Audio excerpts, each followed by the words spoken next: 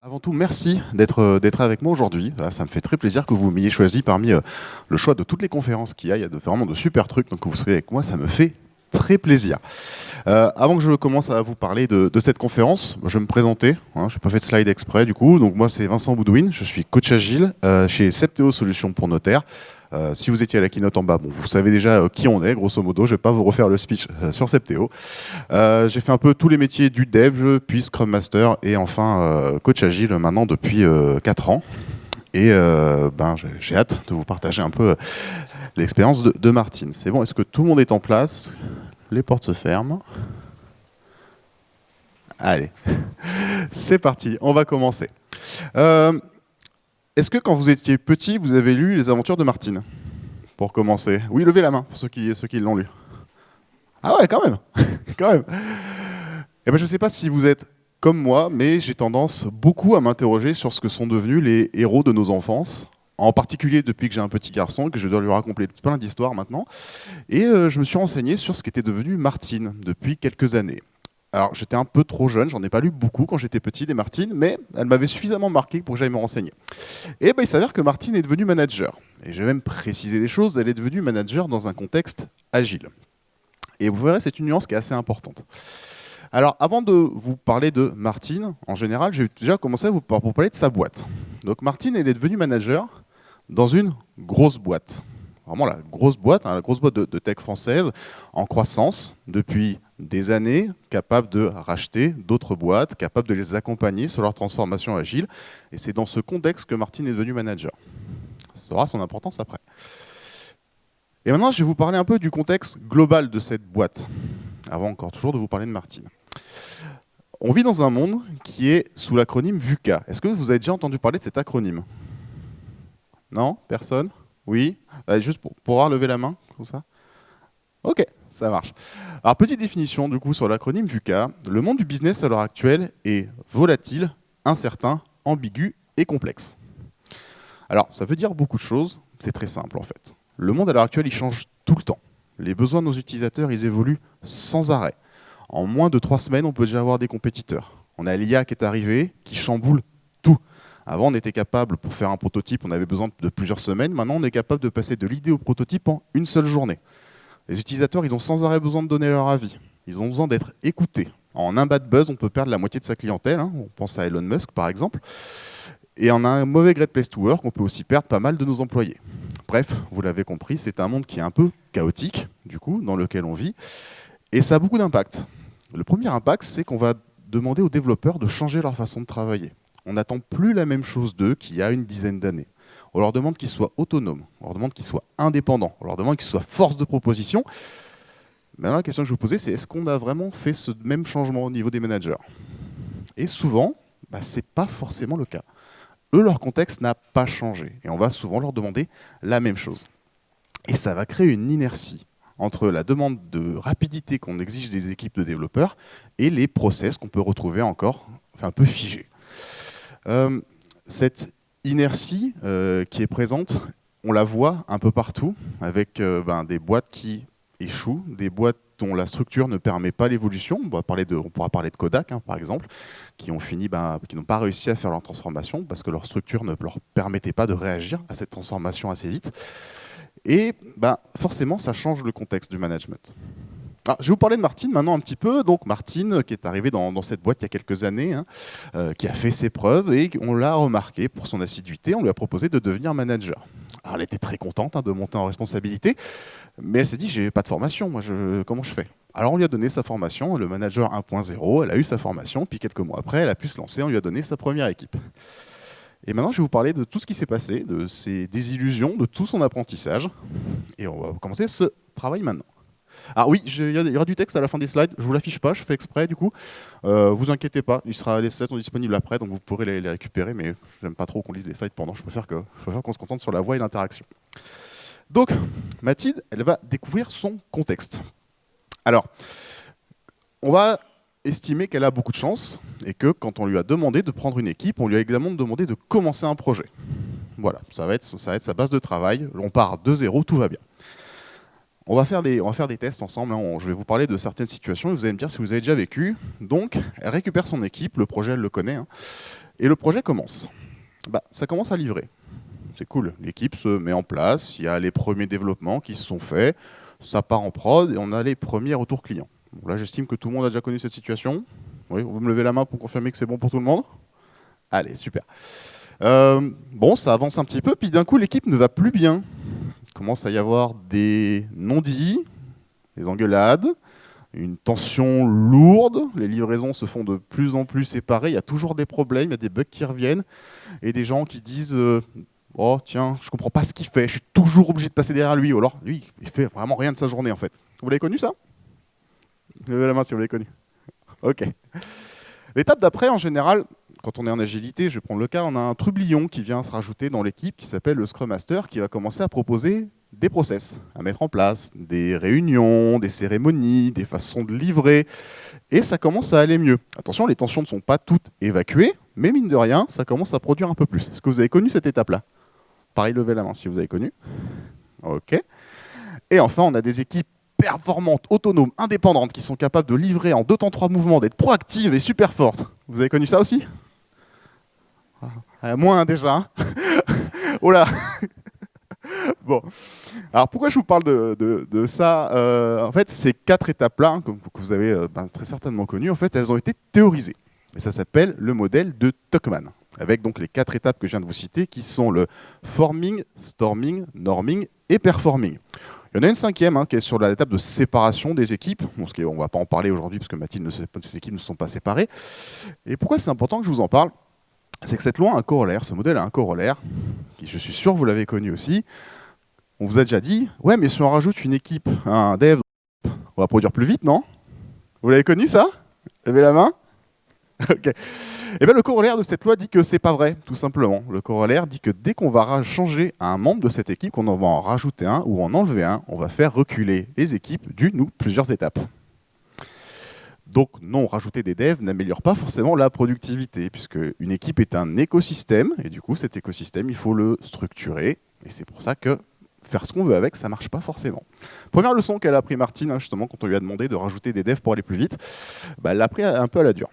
Alors, pourquoi aussi c'est important que Martine connaisse ce concept? C'est que quand on va arriver dans une équipe qu'on ne connaît pas, du coup, mais qui est déjà en route, savoir identifier dans quelle étape elle est, ça permettra rapidement de mettre des actions en place pour l'aider à passer à l'étape suivante. Voilà. Alors, du coup, ça c'est la première leçon qu'a appris Martine. La deuxième leçon qu'elle a appris, qui lui a fait vraiment beaucoup de mal, c'est que dans ce contexte où on demande des équipes autonomes et indépendantes, elle n'est plus le point d'ancrage de son équipe. Les décisions n'ont plus besoin de passer par elle. Typiquement, il y a énormément de décisions qu'une équipe Scrum, je prends Scrum parce que c'est un exemple d'autonomie assez forte, va prendre très rapidement. On n'a pas besoin de reboucler par elle. Si on attend de devoir valider ça, on va être en retard. Donc du coup, on prend les décisions, on l'avance. Et cette perte de contrôle peut entraîner des difficultés. Typiquement, souvent, on va avoir du micromanagement parce qu'on a peur de perdre cet impact-là. On a peur de perdre ce contrôle et ça nous entraîne sur de mauvaises voies. La leçon qui est continuée à celle-là, c'est que ces équipes ont des dépendances. Ces équipes, elles ont des dépendances avec d'autres équipes envers d'autres managers qu'elles ne contrôlent pas. Pareil, hein, ça nous renvoie encore sur des risques de micromanagement derrière. Si on va même encore plus loin que ça, la visibilité qu'on lui demande n'est pas la même que celle que ses équipes lui demandent. Pareil, vous l'avez peut-être déjà entendu cette phrase-là. C'est très gentil de nous faire estimer les tâches que tu veux qu'on fasse, mais tu voudrais pas qu'on les fasse plutôt? Vous l'avez entendu celle-là? Levez la main pour voir. Ouais, voilà. Ou alors oui, c'est très gentil de nous faire remplir un timelog qui nous prend 15 minutes à chacun, mais à la fin du sprint, ça fait quand même 30 heures de moins de travail. Tu es d'accord avec ça? Il n'y a pas de problème? Vous l'avez entendu, celle-là aussi, hein, je vois voilà, du coup. Et donc, cette différence entre le besoin de visibilité de son équipe et le besoin de visibilité qu'on lui demande, parce qu'évidemment, qu'on lui demande, c'est normal, il va falloir qu'elle apprenne à le gérer. Et ce n'est pas une tâche qui est facile du tout. Et enfin, Martine va se rendre compte que l'impact qu'elle a sur ses équipes n'est pas du tout celui qu'elle pensait. Elle pensait arriver à être un capitaine de bateau qui circule, pouvant tenir à la barre en pleine tempête. Ce n'est pas le cas, elle a des gens qui savent déjà bien maîtriser le bateau. Et donc elle va s'interroger, c'est quoi mon rôle là-dedans? Qu'est-ce que je vais pouvoir apporter à mon équipe? Qu'est-ce que je suis censé faire avec eux? Et pour essayer de répondre à cette question, elle va essayer de tracer sa propre voie, puisqu'elle s'est rendue compte que ce qu'elle a appris dans les livres, c'est bien, il y a de bonnes bases, mais ça ne va pas s'appliquer bêtement à mon cas. Alors, La première chose qu'elle va se rendre compte, c'est que la voie qu'elle va tracer, elle ne va pas la tracer seule. Non seulement elle va faire améliorer son équipe, mais son équipe va l'aider à s'améliorer aussi. Et c'est avec cette mentalité en tête qu'elle va décider de continuer son aventure. Première leçon, première étape de cette nouvelle voie, apprendre à discuter ouvertement et de façon transparente. Alors vous allez me dire, Vincent, c'est bon, on a compris, hein, le côté transparent, vous nous le rabattez sans arrêt à l'oreille. Oui, c'est vrai, et c'est pas pour rien qu'on le fait, mine de rien. C'est difficile d'être vraiment transparent dans une conversation. Pourquoi ? Avoir une conversation transparente, avoir une conversation bienveillante, ça existe quelque chose qu'il est très difficile de faire, c'est savoir se montrer vulnérable. Alors, c'est triste, hein, dans notre langage, on a souvent un amalgame qui vient du fait que vulnérabilité est égale à faiblesse, ce qui n'est pas le cas du tout. C'est même tout son contraire. La meilleure façon de manager les gens sur ce genre de sujet, c'est de se montrer vulnérable et de donner l'exemple. Je vais vous parler d'un cas qui m'est arrivé quand j'étais Scrum Master, il y a 2 ans à peu près. J'étais dans une équipe qui était en plein storming. Mais quand je vous dis storming, c'était un storming violent, hein. Il y avait d'un côté le Scrum Master et la PO, de l'autre côté les développeurs, et ça se tapait dessus à tous les repas qu'on ne prenait pas ensemble. C'était quelque chose d'assez sec et violent. Et à un moment, j'en ai eu marre de cette situation. Je n'arrivais pas à trouver de façon d'améliorer ces conditions-là. Et je me suis dit, OK, on va faire un atelier ring de boxe. Alors, quand je leur ai dit ça, ils m'ont regardé avec des yeux comme ça. Je me suis mis au milieu. Je leur ai dit, voilà, dites-moi ce que je fais mal. Tapez-moi dessus. Je suis là pour. Ah, on pourrait définir un contrat. Moi, j'ai pas besoin de gants, donc vous pouvez y aller. J'ai la peau dure. Donc, donnez-moi les vraies critiques. Mais j'ai besoin de savoir comment je vais faire pour m'améliorer. Ils m'ont donné une liste comme ça, hein, que j'ai récupérée, que j'ai essayé d'améliorer au fur et à mesure. Et une fois que mon tour est passé, je suis retourné m'asseoir, et ça m'a fait très plaisir, je n'ai rien demandé. Ils ont dit « Ah, attends, c'est mon tour ». Ils ont commencé à y aller les uns après les autres. Chacun définit son propre contrat. Soyez un peu plus gentil avec moi, ne m'insultez pas, voilà, je suis un peu plus sensible, c'est normal, il fallait le définir au début, c'était très bien. Mais ils y sont allés tout seuls, les uns après les autres. J'ai rien eu besoin de dire, et c'était vraiment super. Ce genre de communication, elle est dure à mettre en place, comme vous avez pu le voir, mais elle va forcément porter ses fruits. Il y a une autre communication qui est importante aussi, c'est d'arriver à faire la redescente d'infos. La redescente d'infos, souvent, est trop souvent ignorée, ou du moins pas faite complètement, et j'ai même presque envie de l'appeler redescente d'infos brutes. Il faut donner du sens au travail de vos équipes, il faut donner du sens au travail, au changement qu'il peut y avoir, mais je vais en parler un peu plus loin. Autre chose, du coup, au niveau de la communication transparente, il faut que Martine a dû apprendre à communiquer ce qu'elle attendait de son équipe. Leur donner des objectifs clairs, précis, du contexte dans lequel ils sont et de ce qu'elle attend d'eux. Et réciproquement, Martine, elle a dû aussi récupérer ce que l'équipe attendait d'elle.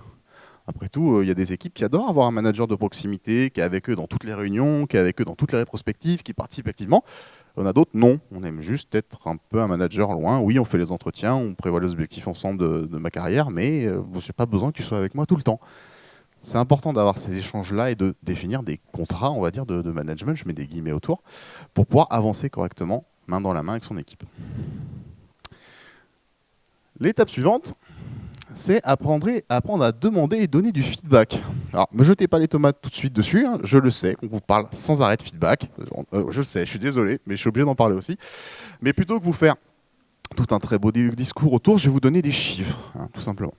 Le co-auteur de cette conférence, je suis très heureux qu'ils sont dans cette salle aujourd'hui, a mené une expérience dans une boîte qui s'appelait Giro. Donc, qu'est-ce qu'ils ont fait ? Pendant 1 an et demi, ils ne se sont concentrés que sur le feedback. Donc, une formation qui s'est étendue à toute la boîte pendant 1 an et demi. Ils n'ont rien changé d'autre. Pas de nouveau process de delivery, pas de nouveaux collaborateurs, pas de changement de méthodologie, juste on se concentre sur le feedback. À votre avis, combien d'augmentation de la productivité en 1 an et demi ? Levez la main pour essayer de vous proposer des trucs. Allez, il y a quelque chose, mais c'est pas tout seul.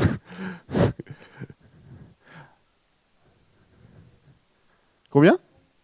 10 ? Ok, qui dit mieux ? 20 ? Trop. 23% d'augmentation de la productivité en 1 an et demi sans rien changer d'autre que le feedback. Ça se passe de commentaires, je trouve. Je vais comment en faire quelques-uns. Mais oui, vous voyez à quel point c'est important d'apprendre. Souvent, on nous interroge en tant qu'équipe agile, quel est le vrai but d'une équipe agile, quel est le vrai but de... Oui.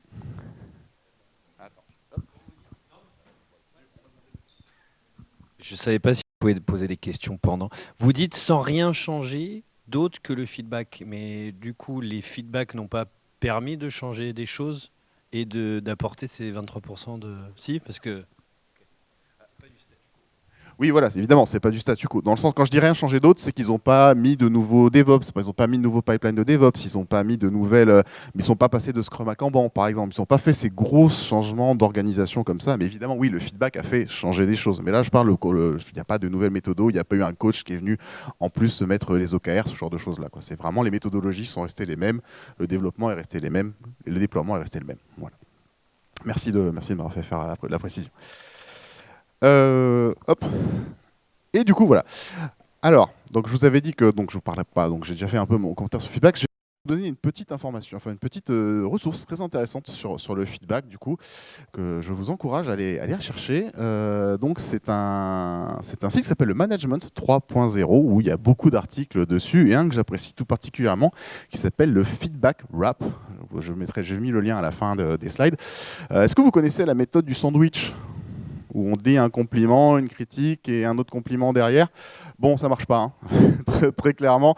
Dès qu'on a des gens qui sont un peu plus expérimentés en face, les deux compliments, ils s'en fichent un peu. Ce qu'on a envie de savoir, c'est la critique. Bon, le feedback wrap, je ne vous dis pas comment faire, je vous laisse vraiment aller regarder. Ça permet, plutôt que de faire un sandwich, de faire un wrap et d'enrober son feedback et d'échanger. Ça marche super bien, je vous conseille vraiment d'aller regarder ça. Le lien sera en bas, sera en bas des slides. Et pour ce qui est du feedback, encore une fois, vous allez me dire, Vincent, je le sais, hein, on en parle sans arrêt. On le fait chez nous. Et je vous incite à vous ouvrir sur la question, posez à vos équipes la question, qu'est-ce que vous faites quotidiennement pour améliorer le feedback ? Ouais, vous verrez les réponses. En général, c'est très enrichissant. Hop. Martine va apprendre à challenger ce qui lui est demandé. Alors ça, c'est pas le plus simple. Très souvent, on va y avoir des changements de priorité qui vont être faits, ça peut arriver, on a un contexte qui va évoluer, on a une nouvelle demande client extrêmement urgente, on a ce genre de choses. Et en fait, Martine, il faut qu'elle apprenne à challenger ça, parce qu'il faut qu'elle donne du sens au travail de ses équipes. Donc si jamais il y a un changement de priorité qui arrive et qu'elle ne le comprend pas, c'est qu'elle a besoin de se le faire expliquer. Elle a besoin d'aller chercher un peu plus loin que juste dire ça devient ça parce que ça. Il faut qu'elle apprenne aussi potentiellement à le challenger, à aller le fouiller un petit peu. Je vous donne un exemple qui m'est arrivé. Je suis sûr que ça vous l'avez déjà connu, ça. Un client qui est arrivé qui dit « je veux ça ». Qui c'est qui a connu cette situation? Le client qui arrive, qui a une idée fixe en tête, en mode « je veux ça ». Voilà.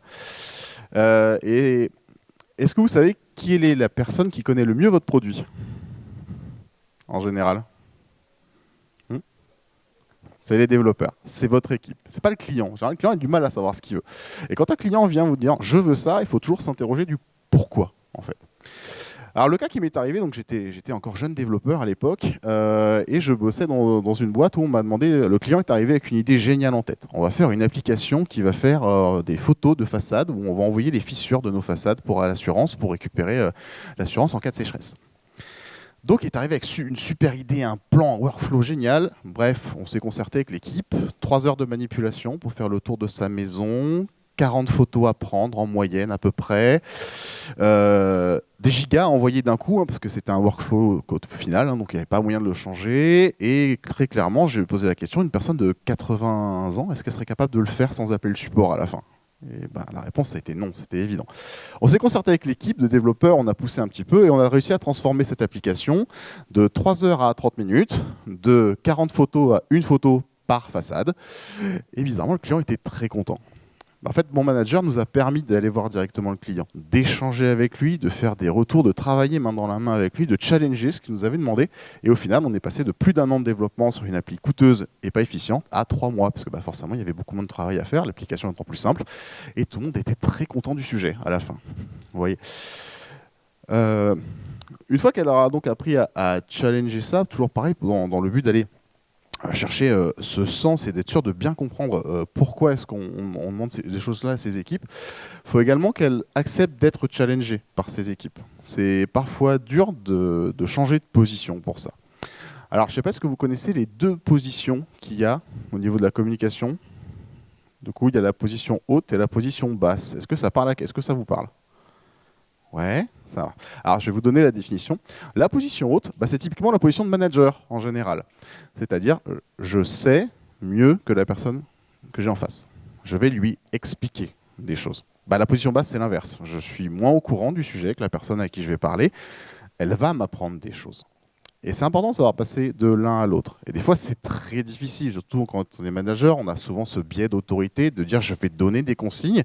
C'est très compliqué d'arriver à se dire, ok, mes équipes ont des bonnes infos, elles vont me sortir des choses, elles vont m'apprendre des choses, il faut que je les écoute. Ça fait partie des leçons qu'elle a dû apprendre à la dure. Hop. Alors Martine, elle va devoir apprendre un nouveau vocabulaire. Pareil, parce que c'est bien, elle a appris du coup à être challengée par ses équipes, elle a appris à se montrer vulnérable, mais maintenant, il faut qu'elle arrive à le communiquer. Première chose, elle a commencé à remplacer ses demandes par des requêtes. Typiquement, à la place de dire « je veux que tu fasses ça », je te conseille de faire ça, c'est mieux. L'échange n'est pas le même. Alors, évidemment, on ne peut pas le faire tout le temps. Un manager ne peut pas tout le temps dire je te conseille de faire ça pour l'application. Non, des fois, il y a des choses qui doivent être faites, il faut les faire. Point, évidemment, je nuance le propos. Mais du coup, avoir cette idée derrière, quand un collaborateur vous demande comment je peux évoluer vers ça dans ma carrière, plutôt que de lui dire fais ça, mais je te conseille d'aller vers ces sujets-là, ça marche beaucoup mieux, bizarrement. Autre changement qu'elle a eu dans sa conversation, c'est elle a arrêté de dire non. Alors je sais, ça peut paraître bizarre, mais plutôt que de dire non, elle a appris à dire ce qui m'empêche de dire oui. Et bizarrement, c'est plus du tout la même chose au niveau de l'échange. Tout de suite, à la place de se prendre un mur, on va se prendre quelqu'un qui est beaucoup plus ouvert, qui instaure un dialogue. Toutes ces nouvelles méthodes de communication que Martine va avoir, elle va les appliquer au quotidien. Ça va être un changement qui est difficile parce qu'il faut s'en rappeler au fur et à mesure. Mais ça instaure, encore une fois, la même chose que tout à l'heure, du feedback et de la transparence. Et Martine va enfin apprendre à donner du sens au travail de ses équipes. Alors, s'il n'y a qu'une slide à retenir de toute cette conférence, c'est vraiment celle-ci. Je vais vous donner un exemple qui m'est arrivé il y a 2 ans à peu près. J'étais à la soirée au boulot de ma femme. Voilà. Donc du coup, elle était avec ses collègues et moi j'étais là avec elle. Et je vois une de ses collègues qui est responsable commerciale à l'époque. Je suis désolé, je vais la citer. Donc si vous n'aimez pas les gros mots, couvrez-vous les oreilles. Qui est arrivée et qui a dit « Putain, j'en ai marre de mes stagiaires. C'est une génération de branleurs qui ne foutent rien de la journée. J'en peux plus de cette nouvelle génération. » Voilà. Je pense que vous l'avez entendu celle-là aussi. Bon, ma femme s'est inquiétée parce qu'elle a vu la lueur du coach qui s'est allumée dans mes yeux. Elle a vu mon grand sourire arriver jusque-là. Elle a essayé de me retenir, mais j'étais déjà parti. Et je lui ai dit, explique-moi pourquoi, je comprends pas. Alors elle me regarde, elle fait, non, mais si, ils prennent rien et tout. Je fais, oui, pourquoi? Qu'est-ce qui se passe? C'est quoi leur taf? En fait, ils vont sur LinkedIn, ils me récupèrent des CV, puis après, moi, je récupère les CV, je les envoie aux clients pour fourguer la presta. Donc, en fait, leur travail, c'est de te faire gagner des coms. Bon, elle a bégayé un peu, elle ne comprenait pas ce que je voulais dire. Je récapitule. Leur travail, c'est quelque chose de très rébarbatif d'aller sur LinkedIn, de récupérer des CV pour que tu les envoies aux clients pour que tu touches des commissions. Donc en fait, leur travail, c'est de te faire gagner des coms. C'est tout. Avec un travail rébarbatif, tu le dis toi-même. Oui. Ok. Bon. Maintenant, si jamais je te demande de leur dire que le CV que tu viens d'envoyer du technicien à réseau dans les maisons de retraite a réussi à remettre le réseau sur 500 maisons de retraite et qui a permis aux grands-parents de parler à leurs enfants en période de Covid, ça donne pas un peu plus de sens à ce qu'ils font tout de suite? Bon, j'ai entendu l'écran Windows, ça s'est arrêté net pendant la conversation. Elle m'a dit après qu'elle avait essayé de faire ça et bizarrement, tout de suite, ça marchait mieux. Et oui, donc donner du sens à ce que font vos équipes, c'est absolument essentiel. En vrai, c'est la base de tout travail. Savoir qu'est-ce qu'on fait. Et pas juste des chiffres. C'est très cool de savoir que notre boîte elle a fait X millions cette année. Non, qu'est-ce que j'ai apporté aux clients? Quel est le problème que j'ai résolu de mes clients? Est-ce que le NPS de ma boîte a changé quand j'ai livré ma feature? Est-ce que la feature que j'ai livrée, elle est utilisée par mes clients? Et combien de clients l'utilisent? Combien j'ai fait gagner d'appels au support à mes camarades d'en bas qui ont 3000 appels par jour? Ils sont passés à 500, ça m'intéresserait de le savoir, ça me ferait plaisir de donner un sens à ce que je fais. Et en fait, Martine va se rendre compte que plus elle va donner du sens au travail de ses équipes, plus le sien prend de sens aussi.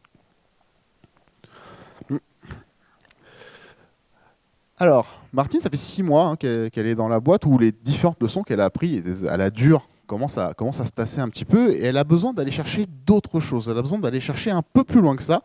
Et elle va aller chercher 3 nouvelles notions que sont la sécurité psychologique, le leadership situationnel et l'intelligence collective. Est-ce que ce sont des notions qui vous parlent? Levez la main pour ceux. Ok. Alors on va les définir. Donc, la sécurité psychologique, c'est tout simplement le fait de créer un environnement où les collaborateurs se sentent capables d'exprimer ce qu'ils ressentent et leurs idées sans avoir peur du jugement ou de conséquences négatives. Voilà, la définition n'est pas très compliquée. Et vous allez me dire, oui, bon, c'est bon, on y est chez nous, il n'y a pas de souci. Eh ben, je vais vous inviter à vous poser cette question-là.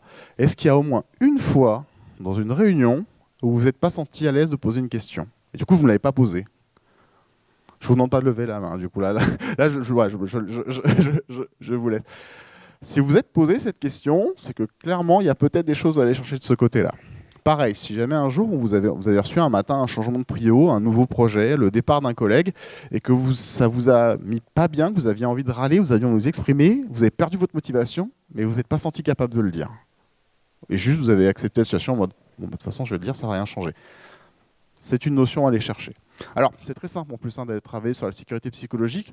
L'atteindre, c'est dur, mais le travailler, c'est simple. Il suffit juste de donner la définition. Profitez d'avoir des ateliers avec vos équipes pour en parler, leur demander eux ce qu'ils sentent et comment on pourrait atteindre, qu'est-ce que sont les bloquants qui permettent d'atteindre cette sécurité psychologique. Souvent, des choses qui vont se mettre en place très vite et des victoires très rapides à avoir. Deuxième, le leadership situationnel. Bon, ça c'est très simple à comprendre aussi. On ne manage pas quelqu'un de timide, comme on manage quelqu'un qui saute sur une scène depuis tout à l'heure à vous montrer des slides avec un pointeur laser. Les deux personnes n'ont pas les mêmes besoins, et du coup le management ne doit pas être le même. Pareil, on ne va pas manager des personnes donc neurodivergentes avec des personnes neurotypiques. Je crois que c'est le bon terme à adopter. J'ai eu le plaisir moi, de collaborer pendant 4 ans avec des personnes autistes. Et c'est vrai que les réactions que pouvaient avoir ces personnes quant à des décisions du management ou sur des changements de situation n'étaient pas du tout les mêmes. Et si ce n'est pas pris en compte, l'équipe ne peut pas bien fonctionner.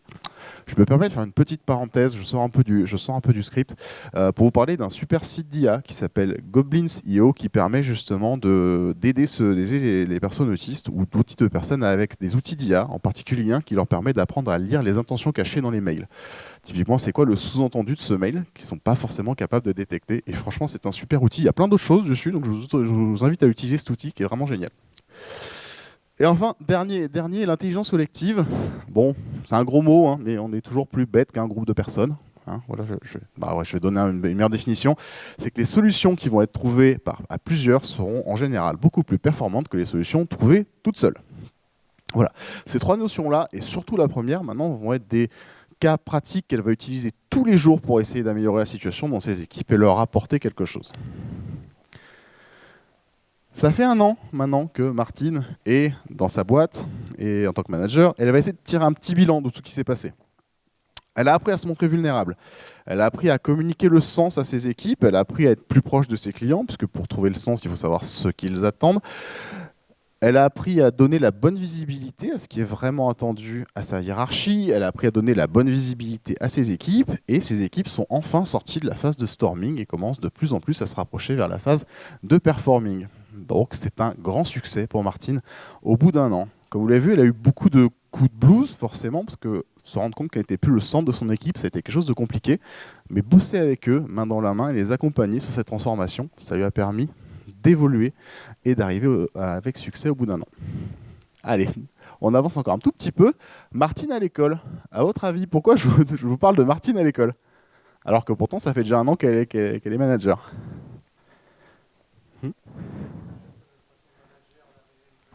Exactement. Merci beaucoup.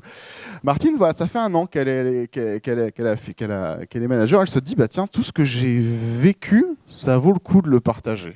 Parce que j'ai appris plein de choses. Ce serait cool que mes copains managers l'apprennent aussi. Et surtout, je suis sûr que mes copains managers, ils ont appris plein de choses. Et ça vaudrait le coup que je les apprenne. Qu'est-ce qu'elle va faire donc? Elle va soit rejoindre ou en créer, si elle n'existe pas, une communauté de managers, une communauté de bonnes pratiques qui va se réunir pour échanger autour de ces sujets-là, pour toujours pouvoir s'améliorer. Également, Martine, et là par contre je vais afficher le texte, Martine elle va également lire des livres, parce qu'elle adore lire, Martine, Et donc, c'est 4 livres que je vais vous conseiller. Je vais partir d'en bas pour remonter, parce que pour moi, ils sont dans cette importance-là. Le premier, ce serait Team Topologies. Est-ce que quelqu'un a déjà entendu parler de Team Topologies? Ouais, quelques-uns, ça marche.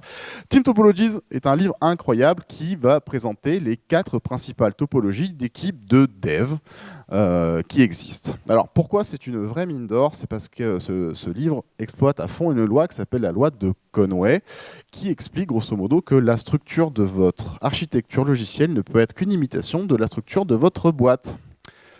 Et ça implique beaucoup de choses que je vous laisserai regarder en lisant ce livre, mais très clairement, si vous vous demandez pourquoi votre boîte elle a 15 ans de legacy qu'elle n'arrive pas à rattraper, pourquoi est-ce que vos équipes n'arrivent pas à communiquer les unes avec les autres, pourquoi est-ce que les équipes ne donnent jamais ce qu'attendent l'une ou l'autre, pourquoi est-ce qu'il y a des silos chez nous, je vous invite à lire ce livre, c'est plein de très très bonnes informations et de cas pratiques pour vous aider à sortir de ça. Deuxième livre, Escape the Build Trap de Melissa Perry. Alors c'est vrai qu'on s'éloigne un tout petit peu du sujet, puisque là on va plus parler côté produit. Mais pareil, je pense que c'est une phrase que vous avez déjà entendue, celle-là. Ah, je suis content, cette année on a été super productif, on a produit 10 features. Vous l'avez déjà entendu celle-là ou pas? Ouais, quelques-uns? Ouais. Ok, ma question c'est quoi la valeur qu'on a apportée à notre client? C'est pas tout à fait la même. La réponse n'est pas tout à fait la même.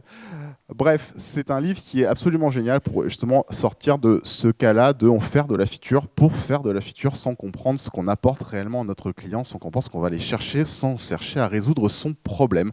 Je vous invite aussi à le lire si vous êtes dans cette situation, c'est incroyable. Livre un peu plus piquant, celui-là, Coaching Agile Teams de Lisa Atkins. Quand elle a lu Martine, celui-là, elle a piqué vraiment fort, parce que du coup, elle s'est rendue compte que son travail, elle ne savait pas le faire. Mais c'est un recueil, hein, c'est une bible sur savoir coacher une équipe agile. Donc il y a vraiment tous les sujets qui sont abordés dedans, de coacher de Scrum Master au Product Owner, de coacher toute l'équipe, d'arriver à mentorer une équipe, la tutorer. Bref, c'est incroyable. C'est une mine d'or qui est très difficile à prendre en main parce que bon, voilà, on a un peu d'émotion quand on aime son boulot. Mais voilà, c'est vraiment quelque chose, une fois qu'on l'a lu, on ne peut plus coacher les équipes de la même façon. Et enfin, le livre préféré de Martine, Turn the Ship Around, du lieutenant David Marquette. Alors, celui-ci, c'est un cas à part parmi tous les autres, puisque celui-ci, c'est un roman autobiographique. Vous allez me dire, qu'est-ce que ça fait là? Ça a un sens. Le lieutenant David Marquette, du coup, capitaine à l'époque, hein, dans l'armée américaine, on lui a donné une mission très simple. Tiens, voilà le pire sous-marin de la flotte, tu te débrouilles. Très clairement. En fait, la mission qu'il avait, c'était que ce pire sous-marin, quand je vous dis le pire, je ne plaisante pas. C'est-à-dire que les matelots, il y avait des photos d'eux sur les manuels pour dire ne faites pas ce qu'ils font eux. On en était à ce niveau-là, hein, vraiment. Et en fait, on lui a dit dans 6 mois, il faut qu'il décolle, bon, qu'il plonge, hein, du coup, il faut qu'il marche, débrouille-toi. Et le Commodore lui a dit par contre, tu as carte blanche, je te fais confiance. La plupart de ses collègues lui ont dit que c'était une fin de carrière pour lui, et il a relevé le défi. En 3 semaines, il avait déjà changé la mentalité à bord du sous-marin, avec des actions très simples, des actions de responsabilisation de ses matelots, des actions de compréhension des tâches et des actions vraiment d'indépendance, mais toujours en gardant ce côté un peu hiérarchique, mais en s'en détachant. En 6 mois, il avait fait en sorte que son sous-marin ait des meilleures notes que la moyenne de tous les autres sous-marins sur le test de pouvoir partir ou pas à l'eau. Et sur les 7 années à venir, son sous-marin a été le meilleur de la flotte. Ses matelots ont été ceux qui ont eu le plus de promotions et il a eu le moins de turnover. Voilà. Donc ce capitaine à l'époque qui a cassé les codes de l'armée américaine et qui a cassé les hiérarchies juste pour pouvoir avoir un sous-marin le plus performant possible. Si jamais il a réussi à le faire lui dans l'armée américaine, on peut le faire nous partout, très clairement. Bref, ce bouquin en plus c'est une autobiographie, c'est très agréable à lire, c'est très drôle, il y a des bonnes questions à se poser à chacune des fins de chapitre, je vous le conseille à 100%, c'est un bonheur à lire. On va arriver à la fin de cette conférence et on va passer un petit quiz de fin pour voir. Alors, qu'est-ce que vous avez retenu aujourd'hui? Qu'est-ce que Martine elle a appris? Allez, levez la main, donnez-moi des petites réponses, pas beaucoup s'il vous plaît. Quelles sont les notions qu'elle a apprises?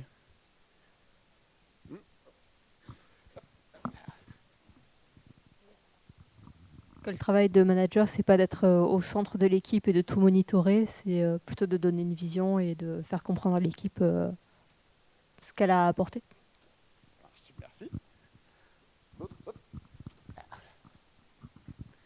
D'avoir D'avoir une communication transparente et de pouvoir se montrer vulnérable. D'autres idées de ce côté-là? J'ai personne de ce côté-là encore. Du coup, pour moi, c'était plus de la formation qu'elle a eue, elle était bien, mais elle a choisi de créer elle-même sa route et de s'adapter au fur et à mesure des besoins de son équipe. C'est ce que j'ai retenu. Merci. Moi, j'ai l'impression que Martine a appris à devenir coach agile. Un peu de ça. Il y a 2-3 notions qu'on retrouve bizarrement. Hop. Bon, ça, je ne vais pas vous embêter plus que ça. Voilà les 2-3 petites notions que j'apprécie particulièrement. La sécurité psychologique, le feedback, partager la valeur, les impacts, le sens, communication ouverte et transparence, la posture basse, la posture haute, construire avec ses équipes, leadership situationnel et intelligence collective. Voilà. Et du coup, je ne peux pas finir cette conférence sans faire une petite citation du lieutenant David Marquette. Du coup, je vais pas la lire en anglais, sinon vous allez juste vous rappeler mon accent et pas de la conférence. Donc, je vais vous la traduire au fur et à mesure. Le leadership, c'est communiquer aux personnes leurs valeurs et leur potentiel aussi clairement que ça les inspire de le voir en eux-mêmes. Et du coup, à partir de maintenant...